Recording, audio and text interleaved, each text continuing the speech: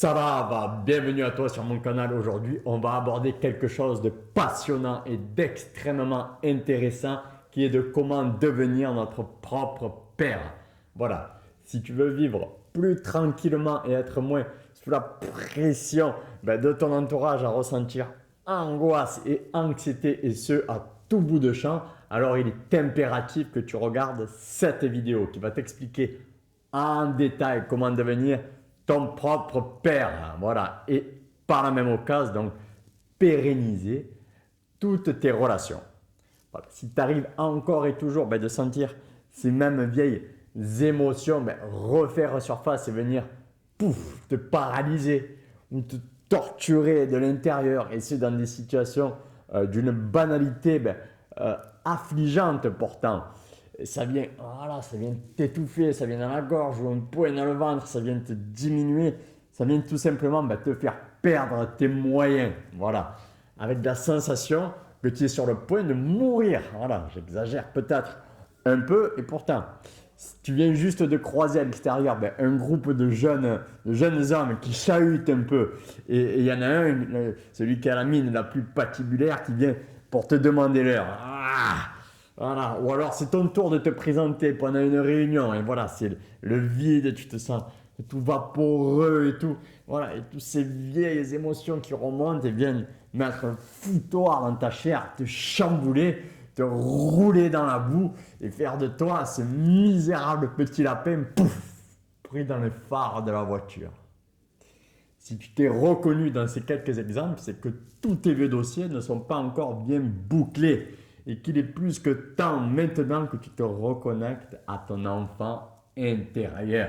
Voilà, car c'est lui qui pleure au milieu de tout ça. Que tu lui dises, et certainement pas qu'une fois, que tu l'aimes profondément. Voilà, il va falloir le rassurer, il va falloir le protéger, le cajoler aussi, puis lui dire clairement que tu seras toujours là pour lui et ce de manière inconditionnelle.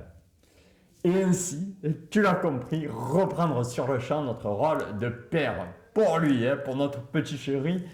Et donc, lui redonner sa chance de pouvoir enfin s'exposer et puis s'exprimer comme un lion. Voilà.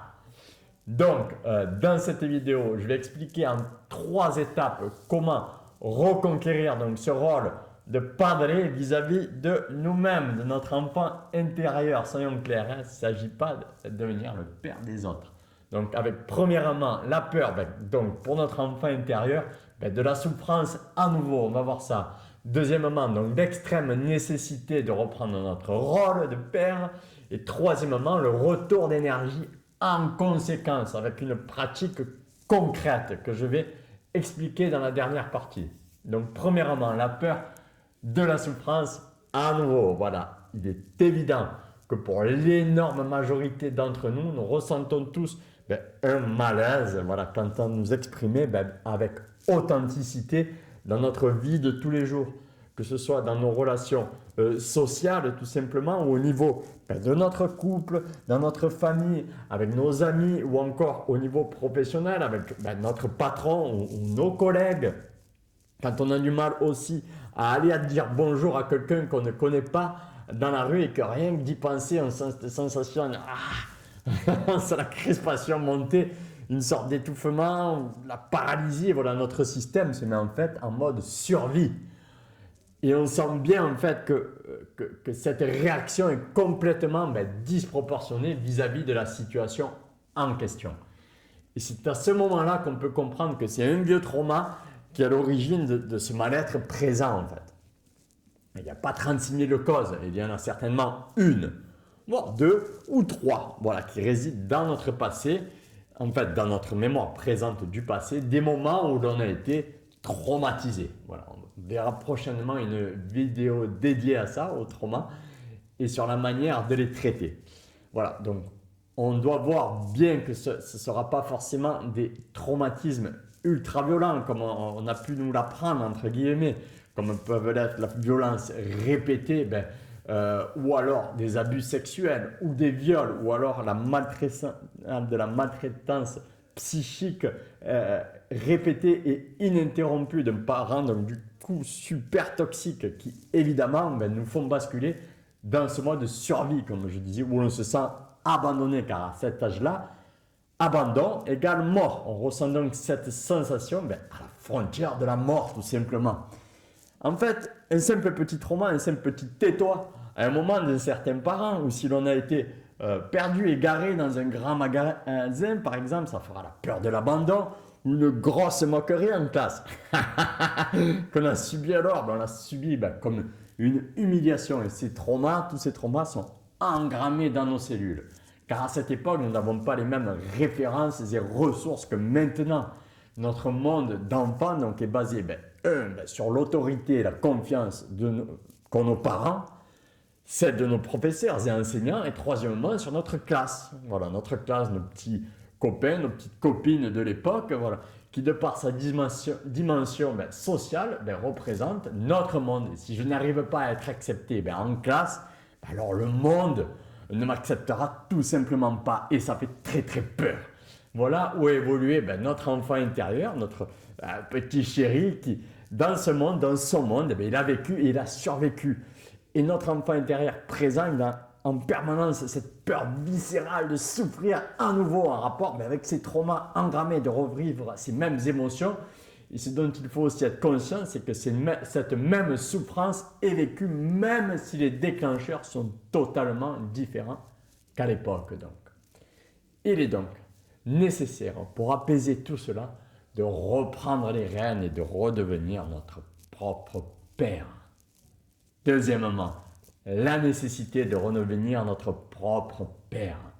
Alors, peu importe la qualité de la relation que l'on ait avec notre père biologique, du moment qu'il soit bien vivant ou pas, qu'il s'agisse d'un père avec qui on ait une relation saine, authentique, amicale, j'ai envie de dire, ou alors que pour X raisons, on ait décidé de rompre les ponts et qu'en fait cet homme n'a pas eu ni pu assumer sa fonction de transmission que l'on est en droit d'attendre d'un père digne de ce nom, alors on le qualifiera tout simplement de géniteur. Voilà, c'est important pour le cerveau. Je prends deux exemples extrêmes. Évidemment, au milieu, il a toute la palette de nuances. Voilà. Tant que cela est clair, j'espère moi de mon côté être le plus limpide possible. Sinon, il y a la barre de commentaires. Et si tu aimes, tu peux mettre un petit pouce. Voilà. L'intention est donc de récupérer en interne toutes ces qualités, toute cette énergie yang, j'ai envie de dire, celle qui pénètre le monde, pour permettre à notre enfant intérieur d'enfin pouvoir s'exprimer avec le plus d'authenticité possible, et ce à chaque instant. Voilà, donc cette énergie, elle est par exemple présente chez nos pères spirituels, nos maîtres, nos mentors, nos gourous. Voilà, pas le grand méchant manipulateur qu'en ont fait les médias mainstream occidentaux, mais plutôt au sens premier du terme. En sanskrit, gourou, c'est celui qui transmet la lumière, de la connaissance. Ou encore, donc cette énergie chez les gens connus, chez les stars, qui nous inspirent, les Bob Marley, les chanteurs, les Renaud, moi ça va être des Ferré qui m'inspirent, ou des personnalités engagées, comme peuvent l'être des Gandhi ou des Malcolm X, ou des grands sages, des Bouddhas, des Jésus, des Osho. En voici quelques-uns qui participent de mes pères spirituels, qui font que déjà en mode externe, on peut retrouver ce sentiment de liberté, d'ouverture, de guide aussi, de persévérance aussi, de résilience et d'amour du connu, et aussi et surtout de l'inconnu, que doit revêtir à mon sens un père. Voilà. Et n'oublions pas aussi nos pères, P-A-I-R-E-S, nos proches, nos amis, nos frères, notre tribu, ceux sur qui l'on peut compter, chez qui des valeurs similaires ou autres même sont présentes déjà. Donc revenons-en à notre enfant intérieur, notre chéri, notre mini-moi, peut-être pas forcément celui d'Austin Powers, c'est ce qui me passe par la tête, et pourquoi pas, remarque. Si on veut retrouver notre mojo, pour suivre la métaphore, en fait, notre jus, notre énergie de vie, notre puissance, c'est de notre devoir de redevenir notre propre père.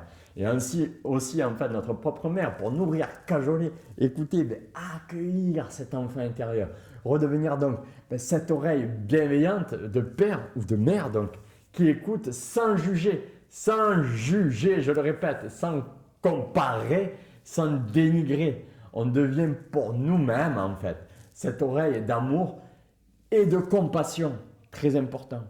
Et pour ceux qui ont des enfants, par exemple, tout ce que l'on ne fait pas à nos enfants, on ne se l'inflige pas en interne. Hein? C'est important ça. Moi je sais qu'avec ma ou même avec mes filles, j'ai toujours cette oreille bienveillante, prête à tout entendre et surtout à ne pas juger, car je sais que tout est possible pour elles, pour nous, en fin de compte, et que dès que je juge ce qu'elle exprime, donc je lui ferme une porte. Par contre, évidemment, et pour sa propre évolution, j'ai avec sa maman aussi, et elle aussi parfois, mis en place un système de règles ou de rituels, en fin de compte, évolutifs, mais c'est nos règles du jeu. Voilà, et ces règles ont été choisies consciemment et elles ne sont ni fixes ni éternelles. Elles n'empêchent pas, elles ne limitent pas comme on pourrait les faire les barreaux d'une cage. On pourrait prendre ici la métaphore du tuteur de la vigne, voilà, qui va l'aider à grandir, à s'élever et à donner en même temps l'espace pour qu'elle puisse trouver sa posture à chaque instant. Voilà. Donc, troisièmement, on va en venir au retour d'énergie en conséquence. Voilà. Il est évident qu'une fois l'on a retrouvé cette posture d'écoute bienveillante en interne, c'est-à-dire que lorsqu'on sent une émotion apparaître, voilà, on ne l'attribue plus inconsciemment comme on pouvait le faire à un facteur extérieur. Donc à un déclencheur. Donc par exemple, s'il y a une dispute, on ne dit plus que c'est la faute de l'autre. On sent ce qui vient nous tarabusquer de l'intérieur. Et on récupère donc toute cette énergie que l'on avait donnée, abandonnée aux autres. Je redeviens ainsi le héros de mon propre film. Voilà, le capitaine de mon bateau, de mon vaisseau. Hein? Le gouvernail, comme le disait un ami à moi. Alors évidemment, il y a différentes méthodes pour accéder à cet état de maîtrise, de master. Voilà. Et c'est ce qui est expliqué d'ailleurs en détail dans la masterclass qui est offerte dans la description de cette vidéo. Tu peux y accéder. Il y est décrit donc étape par étape le processus pour retrouver une vie d'homme authentique, une vie d'homme aimant et plein de vitalité en lien donc avec son centre, avec son enfant intérieur et aussi évidemment au contact du monde qui l'entoure. Donc pour ceux qui veulent aller plus loin, c'est juste là. Voilà, je referme la parenthèse. Donc la pratique que je conseille ici dans cette vidéo, c'est à mon sens la principale, c'est le lâcher prise par la méditation. C'est le procédé en interne le plus abouti. Voilà, c'est le plus percutant, c'est le plus impactant. C'est avec ça que tu vas nettoyer véritablement la grande majorité de tout ce qui traîne au milieu et qui t'empêche. Voilà. Il a fait des miracles, et je pèse mes mots, chez ceux avec qui j'ai bossé et qui l'ont mis en pratique. Voilà. Ça change complètement la donne. Voilà. Donc, je l'explique. Espace et esprit méditatif. Hein? D'accord. Donc, premièrement, on va s'asseoir confortablement au sol ou sur une chaise si c'est trop compliqué au sol. Si c'est sur une chaise, les pieds bien à plat, bien en contact avec le sol et la colonne dans les deux cas la plus droite possible. Hein. Avec cela, une intention ferme de guérir une émotion, celle qui nous tarabusque, celle juste avant, celle ce matin, la veille ou au début de la semaine, on va venir guérir ça, ce petit trouble. C'est l'important, cette intention, de l'avoir là, hein, comme dans beaucoup de situations de nos vies. Hein, d'accord. Donc, deuxièmement, on va fermer les yeux, donc on se met dans cet esprit méditatif, on respire, on se centre et on s'ouvre à ce qui se présente. Mindfulness meditation. Hein. Donc, des petites sensations désagréables risquent de ne pas tarder. Hein. Donc, l'intention donc, pendant toute cette méditation, ça sera de rester dans la sensation, revenir dans la sensation physique, encore et encore. Et le mental va vouloir partir à droite, à gauche, et on revient à la sensation physique de l'émotion en question qui nous a fait dans le passé. Qu'est-ce qu'elle vient nous faire encore maintenant? Et au début, les sensations risquent de nous mettre mal à l'aise, de faire peur, évidemment, et d'être très désagréables. Voilà. Croyez-moi, au début, c'est clair qu'elles le seront, hein, et vraiment même. Hein. Donc cette pratique va favoriser notre présence, tout simplement, notre accueil à ce qui est. Voilà, et ça va switcher cette fâcheuse tendance qu'on a à vouloir se barrer, cette tendance à fuir, à éviter ce qui se présente dès que ça sent pas bon. On a envie de se barrer, voilà. En pratiquant ce type de médite, tu vas voir que petit à petit, tu ne vas plus te reconnaître tout simplement dans tes moments de veille, dans tes moments de jour. En fait, une nouvelle personnalité cachée, en fait, écrasée depuis ton enfance, va refaire surface.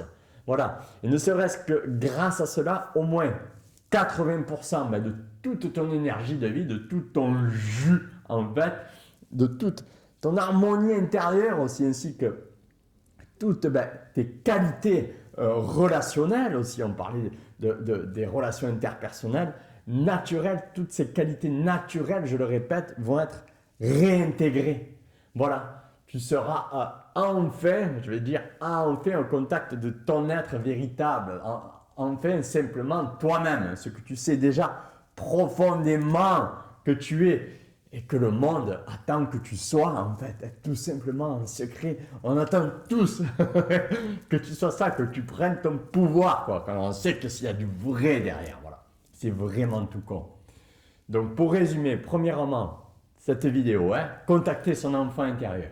Et déjà se rendre compte des traumas dont il a été victime. Et mettre beaucoup de conscience là-dessus. Déjà, mettre énormément de conscience là-dessus. Deuxièmement, à partir de là, en interne, donc, l'intention est de redevenir notre propre père et de reprendre du pouvoir là-dessus, de rassurer, de nourrir, de chérir, de cajoler et d'aimer inconditionnellement cet enfant intérieur qui sinon il est abandonné et dans des situations qui viennent nous rappeler, il pleure et il réagit. Voilà. Et arrêtez donc ainsi de remettre la faute sur l'extérieur. Et donc, troisièmement, regagnez donc toute cette énergie, tout notre pouvoir, notre authenticité en conséquence. Et il va de soi qu'une fois tout cela bien établi, et pour cela je donne la pratique du lâcher-prise par la méditation à mettre en pratique et expliquer encore mieux dans la description si ça t'intéresse. Voilà, c'est ce que j'appelle en fait le début de la vraie liberté, le début de la vraie vie. Voilà. Donc, j'en arrive à la fin de cette vidéo. Donc, n'oublie pas d'aimer, n'oublie pas de partager si tu as aimé, évidemment. N'oublie pas de commenter, de poser des questions si tu en as. Et n'oublie pas de t'aimer, voilà, d'aimer ton enfant intérieur, de le chérir comme ça. Et à partir de là, de cet amour, de faire ce que tu aimes, c'est tout ce que je te souhaite. Namasté.